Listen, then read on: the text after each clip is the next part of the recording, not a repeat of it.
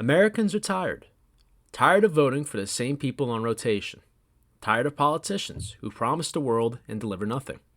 Tired of a system which illustrates perfectly what William Shakespeare once wrote in the play, As You Like It. All the world is a stage, and men and women are merely actors. The exhaustion felt by many today is how republics truly die. Not by the sword, not by politicians, and not by hucksters, but by a lack of will to continue on. While Americans may think this is a unique feeling to them, it's not. Over the course of history, many civilizations across the world, perhaps even ones lost to the sands of time, have felt the same wariness about their own governance.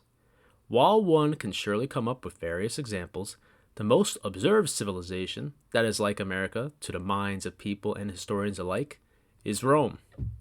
It has become cliché at this point, but clichés exist because they contain truth. The civilizations of Rome and America share a bond with each other, not a cultural bond like the one shared between the United States and Great Britain, not a geographical bond like the one shared between the United States and all countries in the Western Hemisphere. It shares something deeper and more profound, one which transcends history, a spiritual bond. The Founding Fathers set forth on a mission, after independence, to create a new country, one which, like the society which they chose to emulate, had thrown off the shackles of monarchy. For Rome, it had been from Tarquin the Proud. For America, it had been George III of Great Britain.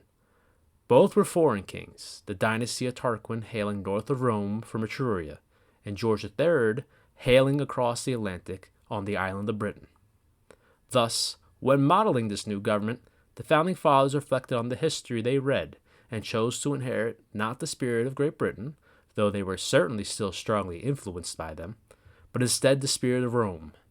Like Rome, America would spend the formative years of its rise to power as a republic, strongly bound in their political conventions and traditions like the former Rome, but challenges came to face them. Be it from external or internal threats, Rome and America had faced destruction, dissolution, internal calamity, and tragedy multiple times, one which threatened to extinguish the hardy agrarian spirit of both nations, but utterly failed. Eventually, the republics of Rome and America grew to be wide-spanning republics, covering from sea to shining sea. But like Rome, when Caesar and his legions faithfully crossed the Rubicon 2 millennia ago, America, too, is destined for a newer path to be forged, not by the hands of the jubilant and energetic people, but by the hands of a man or a group of men who believe it is their destiny to re-energize their people and bring forth a rebirth of the spirit of the nation, though reincarnated through a different vessel. America, like Rome, will become an empire. To understand how this is possible, we must understand the situation in America and just how deep our spiritual bond is attached to Rome, because we are far more alike than anyone may want to admit. When one looks at America today and sees Americans tired of the political theater, you will often hear the same line: both parties are the same. For American viewers, this line is one you hear every day, especially amongst Generation Z and younger. This disgust with the way politics have been done in this country is evident in the radicalism which infests these generations. On one side, the left, most associated with the Democrats, although not necessarily Democrats, those in Generation Z view their inaction as a party as being puppets to corporate stooges and allowing fascism to take hold in our country, to the point where we see terrorism occur from left-wing radicals, most commonly of younger ages. In the most recent conflict with Iran, we saw several left-wing radicals even side with Iran and wish for the destruction of the evil American empire and the rise of rivals such as China, Russia, and Iran to replace them. These radicals have a visceral hatred for those on the right, including moderates, viewing them as complicit in the destruction of democracy and the genocide of people. They use rather charged language to describe events and believe in the fundamental restructuring of society. On the other side, the right, most associated with the Republicans, although not necessarily Republicans, those in Generation Z view the inaction of the current Republican administration as weakness and allowing us to be replaced, to the point where we see terrorism also occur from right-wing radicals, most commonly of younger ages. Though more divided on various issues, ranging from economics to governance, most agree that we are too friendly to the world that we have allowed ourselves to become suckers and feature speakers such as Nicholas J. Fuentes, who has openly said to never vote Republican unless they conform to the demands of Generation Z. These radicals have a visceral hatred for those on the left, including moderates, viewing them as complacent and willing partners in the degeneration of moral values and the genocide of our people. They use rather charged language to describe events and believe in the fundamental restructuring of society. Politics have, in a sort, become the new basis for deciding relationships, family structure, and even a form of communal segregation. What once would be led by divisions based on race, class, and religion, where one would have to marry Catholic or marry Irish, are now the belief that they must only marry conservative or marry socialist. While democracy has been a huge part of the civic religion of America, with suffrage being offered to all citizens 18 and up, it becomes increasingly clear that this civic religion of democracy, at least as we know it, will come to an end. In its place, democracy will certainly be the name of it, but its meaning entirely different, only comparable to the various schisms and reformations found in faiths all across the world. Democracy has meant various things to various people throughout history. For the city of Athens, back in the age of antiquity, it meant direct democracy, voting on every issue in person and as a performance. For the Republic of Rome and for the Founding Fathers, it meant aristocratic democracy, voting for representatives but limited to those who own a direct stake in that country, that being land. For modern America, it meant liberal democracy, voting for representatives and allowing all citizens of adult age to vote for these people. However, now we approach a time in America where democracy is being questioned again. What will take its place? This same question was being asked at the time 2 millennia ago in Rome. Several political crises, civil wars, assassinations, and political polarization infected the people of Rome, and most were paralyzed to do anything about it. The Gracchi, 2 brothers who were in a sense what we would call today populist, attempted to rectify the aging republic and make it more fair to the average Roman citizen, offering land reform, distribution of wealth, and other ideas which shook the aristocracy to its core, and as taken from Roman history, when the aristocracy, the optimates, if you will, are unhappy, violence occurs. The aristocrats kicked out its king to form the republic. The aristocrats would later kill Caesar in an attempt to save and reforge the republic from what they perceived as his attempt to reform a monarchical Rome, and as they would do with the Gracchi, have them killed. Those opposed, the populares, stood by for a while, doing nothing to fix the issues plaguing Rome while their common people suffered and lost faith in Roman democracy. Despite all the attempts for reform from powerful individuals over the course of centuries, the corruption of the old republic stood firm. Then Caesar veniat. Caesar came. Though killed for it, he would become a martyr and a godlike figure through his succession by his followers, such as Mark Antony and Octavian, the latter of whom, after his ascension, took the name Augustus, literally meaning majestic or sacred, and himself became a godlike figure. In place of the old republican democracy came a new form of democracy, consecrated by the blood of Caesar and the rejection of the old, one which emphasized the imperial cult and the belief that the Pontifex Maximus, one of the roles held by the emperor, was the living embodiment of Rome itself. This form of democracy, which Rome inhabited, most closely aligns with the form of democracy usually left unspoken. True democracy, as it would be coined by its thinker, Giovanni Gentile. While Gentile's philosophy was the creative and intellectual force behind fascism, it does not necessarily mean that true democracy itself inhabits a state like Mussolini's Italy, or Germany during the time of a specific man. Rather, true democracy is instead encompassed by the formation of a civic religion and the merger of said religion with the state, to make it so that the belief in the civic faith of democracy meant belief in the emperor. Today in America, many people subscribe to their political beliefs as religion in of itself, even if it may come into conflict with established political leaders. Take, for instance, the historical American prejudice against Catholics for fear of loyalty to the Pope over loyalty to the country. Take this prejudice, ingrained in the American consciousness already, but instead apply it to politics. Radicals on the left believe Trump and the Republicans are treasonous and ought to be locked up or executed for going against what they believe to be the core tenets of American democracy: liberty and freedom. Radicals on the right believe leftists and the Democrats are treasonous and ought to be locked up or executed for going against what they believe to be the core tenets of American democracy: liberty and freedom. Whichever side may come to inherit the corpse of the American Republic and take the reins of the chariots of fate will be able to decide under the new guise, a new understanding of American democracy, left or right, and reform it into the new American empire through one emperor-like figure, though it may not be in the same name, and have this individual reign as if they were Augustus or Marcus Aurelius or Commodus, as a spiritual leader and the living embodiment of America. The reformation of democracy from the liberal democracy of old to this new, true democracy, however, comes at a time of great change of the American people as a people. Like Rome did before, America has gone through a distinctive demographic shift over the past 70 years, which has reshaped how Americans vote and what Americans believe on a cultural level.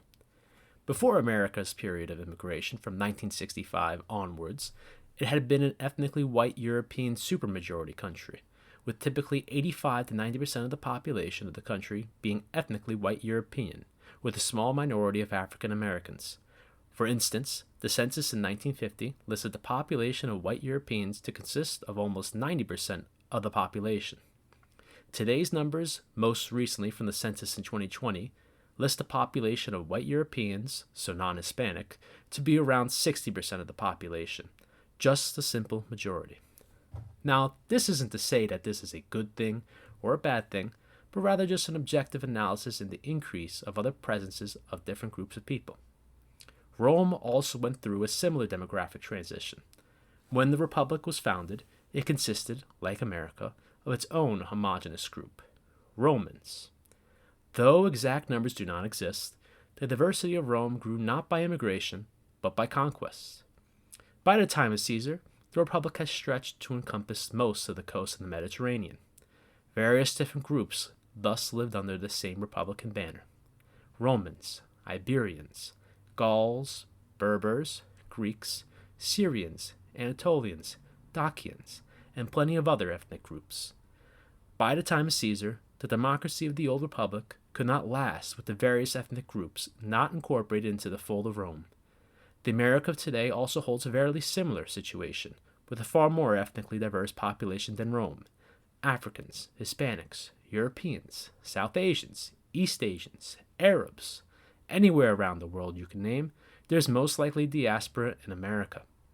This ethnic diversity then creates unnecessary hatred, vitriol, and patterns which then appear in our modern liberal democracy as what is best for our ethnic group, rather than what is best for our country. And this has been seen throughout American history, through the Irish, through the Italians, and other immigrants which were not incorporated into the American faith. This phenomenon of most democracies as described as only working in a homogeneous society is not just a modern observation, but in fact it's ancient. And this was described in the writings of the Greek philosopher Aristotle. When discussing democracy in Book 5 of his writing on politics, Aristotle wrote of how the combination of various ethnic groups into one shared democratic society would lead to conflict and chaos that arises between the established ethnic groups and the unestablished ethnic groups. Is this not the case today in America, and even in our past? When we saw the various ways of immigration interact with the various established groups, ranging from the newly arrived Germans in the Pennsylvania colony in the 1700s, being actively distrusted and termed drunkards and disorderly by their Anglo-Saxon neighbors, to the Irish fleeing famine to the Boston Harbor in the 1800s, being openly discriminated against with signs outside of factories saying, "No Irish need apply," to Italians crossing under the flame of the Statue of Liberty, to the land of opportunity beginning at Ellis Island in the 1900s, being openly associated with organized crime and the filth of the ghettos which they were forced to inhabit. The chaos, the conflict, the lack of trust. This is not a unique thing to the 21st century. This is something that has happened continuously throughout all of history. We can see it in microcosms, like a new individual moving to a town established with everyone knowing everyone, Seeing a newcomer throws off the balance and automatically creates mistrust. While I've talked about a negative aspect of radicalism which inhabits Gen Z, one of the most positive developments of their generation is their ability to gain trust for those, their parents or grandparents, who haven't. You will see friend groups of various ethnic origins. It might contain a white guy, a black guy, a Hispanic guy, and an Indian guy, all of whose ancestors settled in America at various stages in its history, all together as friends and respected as brothers. However, Aristotle notes that the heterogeneity isn't necessarily a difference of physiognomy, skin tone, or any other immutable characteristics. It is instead a lack of shared belief, culture, or values, thus is what leads to conflict. Since America has new immigrants coming through its doors, still holding on to their past culture with a full conviction to keep it, this is what leads to chaos and unnecessary hatred. I will even enlighten with my own perspective. I am from one of the most diverse areas in the country, so I have dealt with people of various cultural and ethnic backgrounds: white, black, Indian, East Asian, Hispanic, and Arab. And religiously speaking, I've known Catholics, Protestants, Orthodox, Muslim, Hindu, Jew, and other religions. I have friends and acquaintances from various ethnic groups and religious backgrounds who I all get along with and all share a profound respect for as people and as Americans. But it is important to note that these people, while keeping some of their culture, be it the food, their religious faith, and even some of their cultural traditions, they still hold true to the fact that they are an American by a separate faith. The idea which Aristotle talks to, a shared culture between these people, thus is not possible under the current conditions which America has today, since many people seem steadfast to hold their old culture, rather than conforming to their new culture and incorporating aspects of their old culture as a synthesis, rather than a total erasure or total denial. Still, Aristotle looked toward a solution, and he came towards one: time. Wise men often say to the young that time heals all wounds, and Aristotle believed this fervently. The more time in which geographically close people of various ethnic backgrounds spend, the closer they are. This is seemingly true. For instance, Mexicans and other Hispanics were often downcasted upon, but yet as they interacted more and became more loyal to the country, at least in a fair bit of aspects of it, they have had their reputation change from lazy and untrustworthy to vibrant and hardworking. Let's compare this to Rome.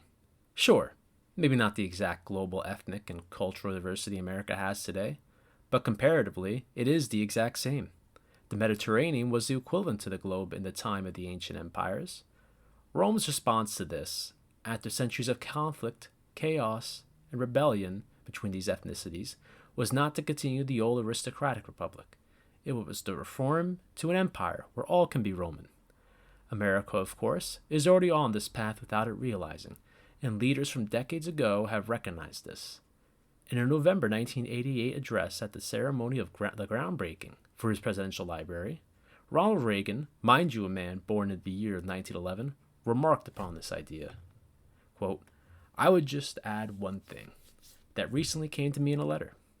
A man wrote and found it necessary to say this, and I'm pleased that he did. He said, 'You can go to live in another land, you can go to live in France, but you can't become a Frenchman. You can go to live in Germany, but you can't become German. You can go to live in Japan or Turkey, you cannot become Japanese or Turkish. But anyone from any corner of the world can come to live in the United States and become an American.'" This speech from Reagan emphasizes the path which America's predecessors have taken the country. Though there are people who do not like this change, it does not disable the fact that this is what has happened, and it must be adjusted to humanely. Thus, what America has begun to formulate since the end of World War II is not a continuation of the Republic, but the beginning of the forging of an empire. When the Roman Republic would conquer lands, it would often not just squash out the culture, but instead incorporate it into itself. They would take the gods of the foreign land and spin it into a connection towards a Roman mythological story, or betray it as one of the Roman gods. In turn, when Rome shed its old aristocratic, democratic faith and transcended to its newer, true democratic faith, it used its ability to incorporate, to the best of its capability, the new civic religion of Roman democracy, translated into its new power structures, and the same practice and ceremony. Of course, this wasn't seamless. It faced its own problems, as I'm sure the transfer of American spirit from one democratic vessel to another would be. Yet, Aristotle did not just write about the problems faced with ethnic and cultural heterogeneity within a democracy, but also wrote the problems faced with socioeconomic heterogeneity within a democracy. In fact, he believed class division served as a more potent force than did the ethnic and cultural heterogeneity. America's socioeconomic condition today is one that we are all too familiar with. The job market, while supposedly still growing and unemployment remaining consistent at around 4%, feels impossible.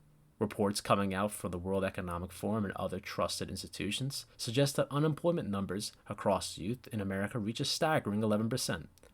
Though these numbers may be higher than reported, with some speculating that the real number of youth unemployment is as much as 25%. Unemployment as well has similar numbers, with college graduates often working in different fields from their study or working menial jobs in order to afford the basic necessities needed to survive. The American dollar, which has faced a near 90% decline in value since Richard Nixon took the United States dollar off the gold standard in 1971, has felt to many, even older Americans with far more assets, that a dollar in this country gets you less than what it used to even 5 years ago. I'm sure plenty of you listening can relate to that experience, or if you don't have to worry about how much you spend personally, then your parents do. Many in Generation Z and also millennials, many who believe they were on the right track by going from K-12 and getting their bachelor's, have been stunted by a lack of career opportunities, the hiring freezes and job cuts being performed by many companies today, and the growing nihilism as a result of all of it. This hasn't even began to compare to the rising tide against immigration and the capitalist system, due to perceived fear with growing evidence that jobs that should be prioritized for Americans are either being cut, being exported to places who can provide these same services or goods for cheaper, or to migrants on visas who will do the same work for a cheaper asking price. I haven't even begun to mention the massive influence which artificial intelligence has begun to play into this, with AI beginning to cut out a lot of entry-level work, which a generation or two ago will go to young entrepreneuring people, instead being cut in favor of just streamlining the work to artificial intelligence. This issue is preeminent amongst not just young people feeling the effects of this lack of opportunity, but also the parents of these young people who are either working or listening to the news every day, seeing the developments of this. This year, more than ever, we've seen the rise of talk of AI, typically in a positive manner, even in venues as important as college graduations, where the idea of the American dream for young Americans is supposed to begin, with the degree and the job. The idea of the American dream to all Americans, and even immigrants coming to America, is the most important reason when recognizing why socioeconomic factors matter. As the rivers of time have ebbed and flowed, the United States and the responsibility which its government and ruling class has to deliver to people have changed. In the beginning, at the time of Washington and Jefferson, it was purely just national security. The idea was, we will protect you from any foreign influence or attacks, but you will be given freedom to do what you want to do in your own state and on your own land. Come the time of the Civil War, a new contract was forged between the ruling class and the people. This still held up national security, but also included unity. The idea was, we will still protect you from foreign influence and attacks, but we must be one people, that is, American, and we are one country, and you will be given the freedom to do as you wish.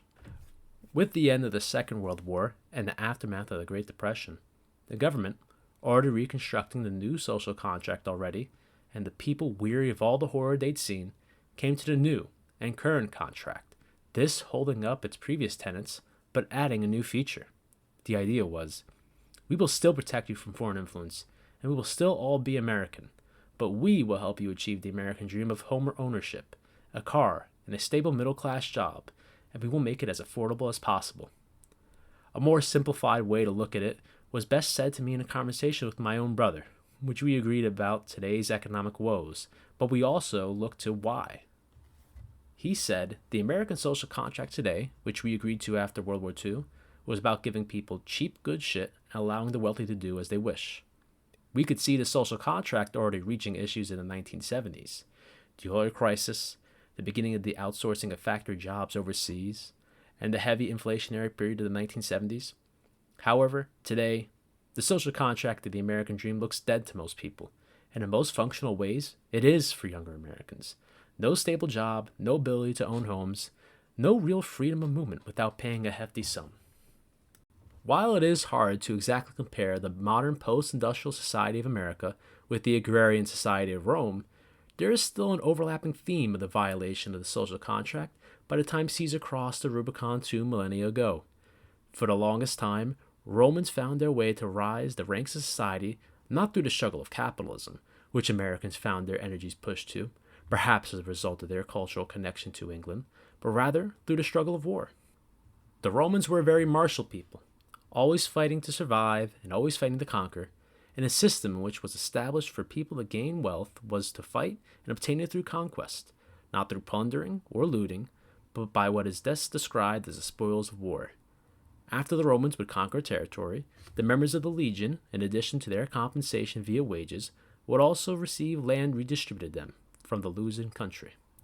Many Romans would be able to establish a middle-class way of life, in a similar fashion to how Americans in our current social contract were able to achieve a middle-class way of life, though not through the same venue of conflict, one purely economic conflict in capitalism and one purely militaristic conflict in war. By the time of the last consuls, this idea of war distribution had been erased and often turned upside down for almost 150 years. As early as the 2nd century BC, Roman legionary veterans had often begun to see less and less returns on the land which they would gain. But this was not the only thing. Often when these veterans came back from other conflicts, it would be seen that their lands would be repossessed, either because of a debt in which they owed or just because the state felt the need to seize some land. This would thus force them into servitude work of some kind, which of course was a direct repeal of the social contract. Combine this with the continual influx of citizens in the borders of Rome competing for these jobs would thus lead to greater conflict between not only just rich and poor, but also the various ethnic groups within the poorer ranks of society. Attempts to correct this course, as America has also tried to do in its own right, has also failed. The previously mentioned Gracchi brothers were an instance of an attempt at achieving land reform to redistribute wealth to the disaffected peoples of Rome, but they were killed because of it. Eventually the citizens, tired of the so-called fairness of the democracy which they inhabited, put their faith into Caesar and his vision of democracy, that of empire. Caesar did attempt and was successful to a degree in introducing land reform, to the dismay of the established patricians of Roman society. In our own words, the capitalist class of American society today. It's also interesting to note the difference in the behavior of our capitalist class today to the robber baron capitalist class in the time of the Gilded Age, another period of socioeconomic growth. While both were ruthless, one was charitable. To anyone in the performing arts, education, or science, you may be familiar with some of these charitable institutions. Vanderbilt, the railroad magnate, went on to found Vanderbilt University. Carnegie, the titan of steel, went on to fund Carnegie Hall, Carnegie Mellon University, provide libraries to the people. Even Rockefeller went on to become one of the most charitable humans in terms of sheer wealth given away in history. Though it did not change the fact that they were, when at the peak of their powers, truly dedicated to the pursuit of wealth, it highlighted something important in which they believed was necessary: civic duty. This is the greatest difference maker when it comes to evaluating those robber barons and the new titans of industry today. When is the last time you've seen Jeff Bezos, Mark Zuckerberg, Elon Musk, or Bill Gates, though they may argue otherwise, make actual contributions to improve the civic life of society in an undeniably positive way, like the way in which the robber barons did?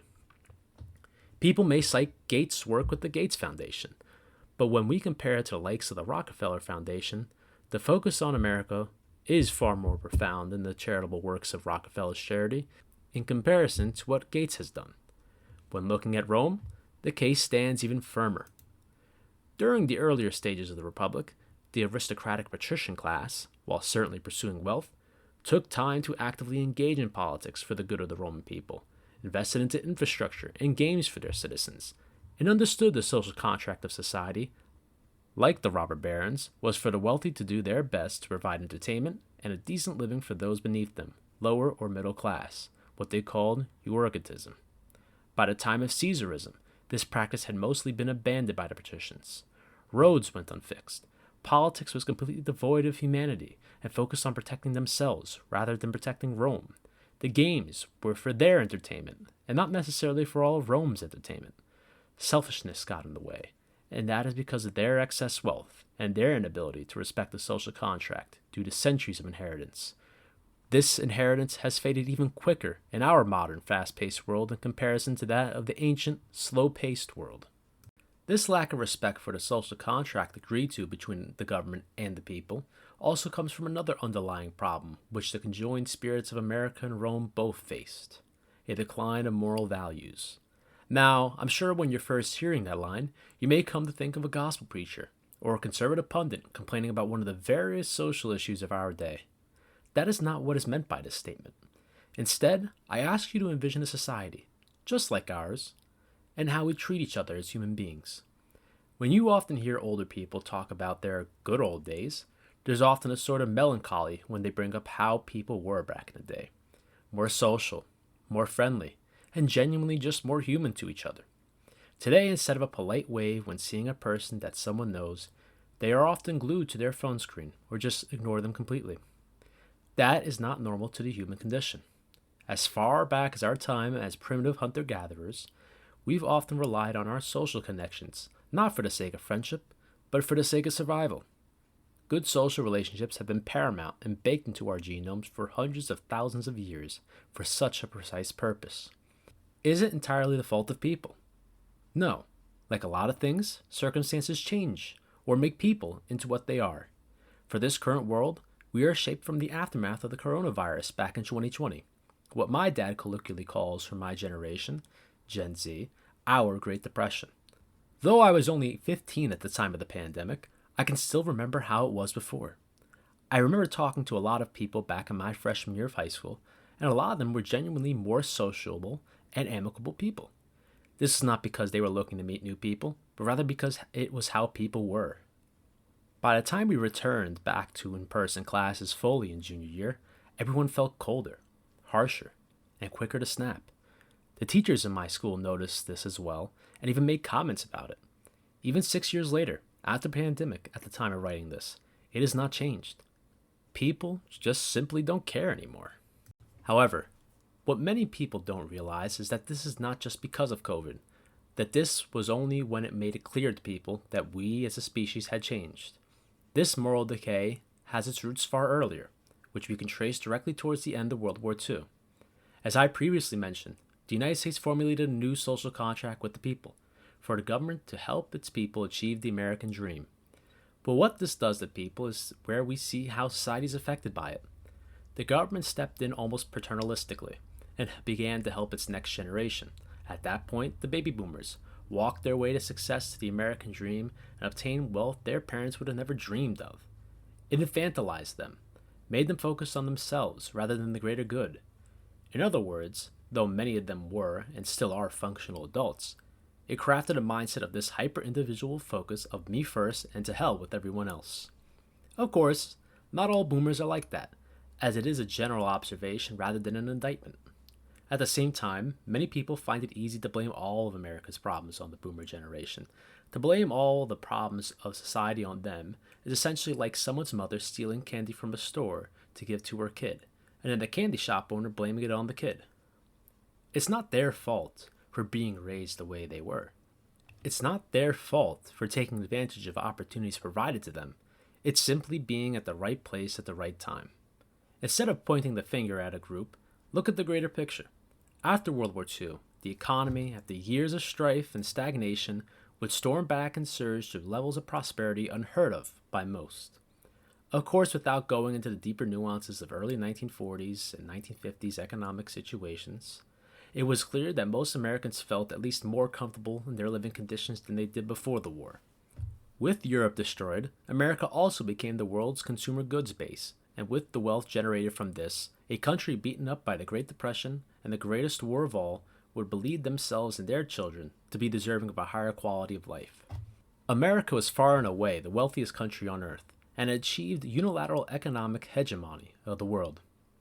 With an increase of economic prosperity also became the decline of social morals, beginning with the dissolution of the family.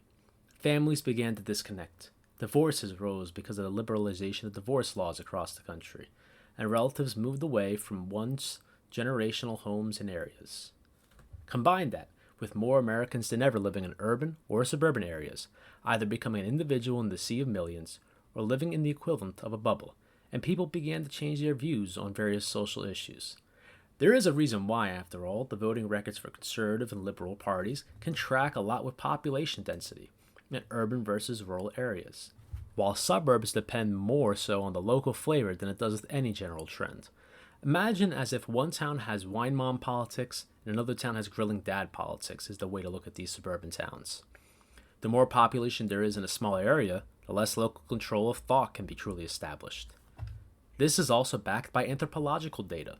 In the 1990s, anthropologist Robin Dunbar studied the social group sizes of primates, which we are, can only truly know about 150 people on a level close enough to maintain a social, stable relationship. Even though we've evolved societally, the primal part of our brain has yet to catch up. Yet, in a society which is far more urbanized than ever, we have lost any social responsibility to all the people in our society.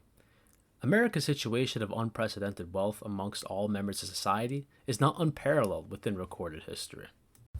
Rome, too, had a period before and after the opulence, that is, before and after the Second Punic War, the ancient world's equivalent to the Second World War.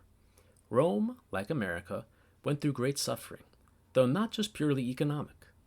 Hannibal had destroyed almost the entirety of the Roman army, with modern estimates sourcing the numbers killed at the Great Battle of Cannae to be around 80,000 men in total. The prestige of Rome and the independence of Rome thus came at stake, and it reached its darkest hour. However, like life, history also finds a way to put its greatest empires into seemingly insurmountable challenges for it to overcome. While many countries would simply crumble and surrender after such a vicious defeat, Rome refused to give up. This Roman spirit, embodied by the will of its people to fight on even as Hannibal ravaged the Roman countryside for almost 20 years. It fought back, it re-recruited, eventually kicking out the Carthaginian menace, and victory in Zama essentially decimating the once invincible foe. Like America, it embodied the dynamism of the Roman spirit, and the strength and moral fortitude of her people, refusing to lose against even seemingly impossible odds. That same spirit, however, as illustrated by the famous historian Will Durant, began to fade away, although slowly, after the Second Punic War.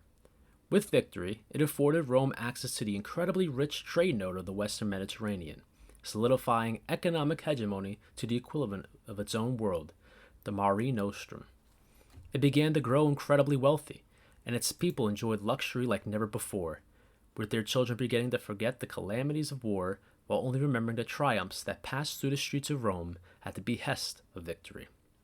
Rome's people, due to this wealth, also grew morally weaker. No longer did it have the same vigor that its people once had when fighting the Etruscans or the Carthaginians. They got too comfortable. For centuries, the Roman patricians continually remarked upon the growing decline of the moral fortitude of the Roman people and saw it to be true. Rome also experienced a similar rise in urbanization as a result of the Punic War. While before, Romans lived in self-sustaining agrarian communities, after the excess which came with the victory of that war, it began to force change beyond the dreams of those who saw the victory. Rome became urbanized, with the patricians purchasing the lands of the self-sustaining farmers and turning them into massive plantations, with newly imported slaves cutting straight at the wages of the average Roman to be the new employees of society. As Romans flocked to the streets, their habits changed as well.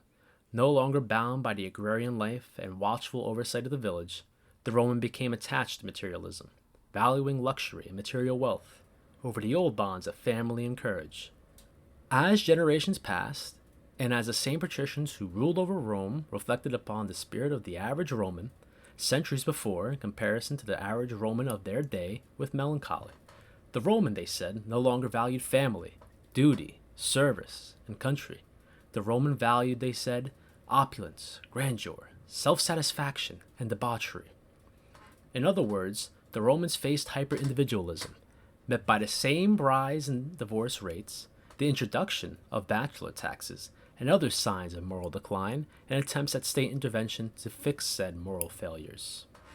As we come to the end of this video, I think it's important that it has to be said that a great civilization is not conquered from without until it has destroyed itself from within.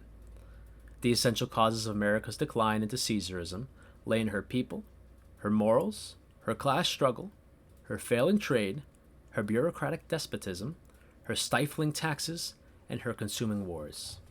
However, there is one thing about what I just said.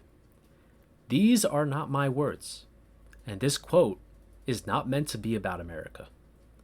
These are the words of Will Durant, who wrote as a reflection in his epilogue to the entire story of Rome, not just its decline into Caesarism.